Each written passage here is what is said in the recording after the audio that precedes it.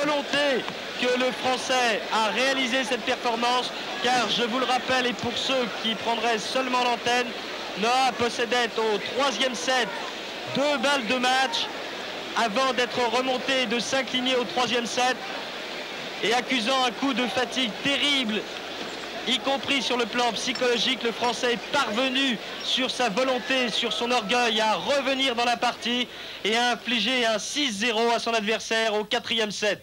Jean-Michel, c'est à vous. C'est la tension nerveuse, Hervé. Je ne sais pas s'il a encore réalisé, mais en tout cas, on a vu ces sauts de joie juste après ces balles. On peut dire qu'on a eu aujourd'hui une après-midi riche en émotions. Yannick, finalement, vous avez prouvé qu'avec une première balle de service qui passe bien, et toujours cette obsession d'un revers chopé, on pouvait battre Lendl.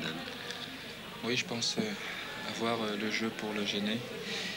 Je le connais très bien et je savais qu'en montant au maximum sur des balles chopées, en essayant de suivre mon service à la volée et en restant solide à fond de cours, je pouvais le gêner. En fait, ce qu'il fallait, c'était se bagarrer avec lui. Il n'aime pas la bagarre. Et je veux dire, même quand il est revenu de 5-2 à 7-5, j'ai essayé de continuer la bagarre et ça marchait. C'était dur. Je veux dire, j'ai eu peur.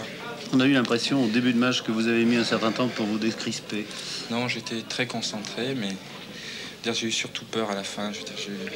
Je jouais bien tout le long du match. Et troisième set. À 5-2, il y a eu ce jeu où j'ai eu 2 balles de match. J'ai bien joué. Il a bien joué le coup. C'est pas moi qui ai mal joué, mais enfin par la suite, après j'ai un peu gambergé.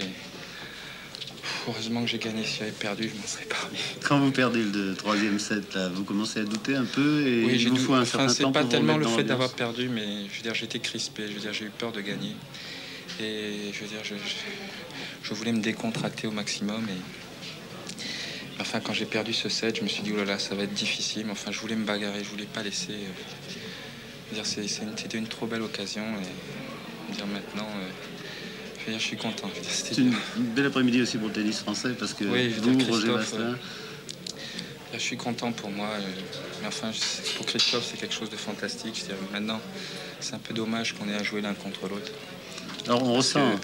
Christophe est un mec c'est un mec bien. Je veux dire, c'est un mec qui mérite. Et c'était une aventure fantastique pour lui, pour moi. Et malheureusement, on aura à jouer. Mais enfin là, l'amitié s'est terminée. On est copains. C'est pas facile de jouer un copain en demi-finale à Roland-Garros. Enfin, bon, on va essayer d'oublier ça et puis on boira un verre après. C'est là où on sent la pression dont on parlait il y a quelques jours. En vous questionnant, vous disiez que finalement, ça ne vous gênait pas tellement. Mais quand on voit ici votre visage, juste après le match, là, c'est la responsabilité sur les épaules qui pèse. Oui, mais c'est surtout... j'étais complètement décontracté tout le long du match, mais le fait d'avoir comme ça 2 balles de match et puis perdre 5 jeux de suite... J'ai gambergé parce que en début d'année, j'ai perdu des matchs comme ça à Monte-Carlo, à Lisbonne, et je veux dire, j'avais l'impression qu'il y avait un sort.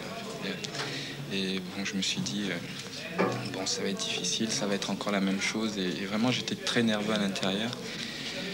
Et le fait de gagner comme ça 6-0 quatrième, je souffle. C'est une tension comparable à celle que vous avez connue contre McEnroe à Grenoble en Coupe Davis. Mais contre McEnroe, j'avais perdu. C'était une tension aussi très très forte. J'avais perdu, donc il y avait beaucoup de déception. Tandis que là, bon,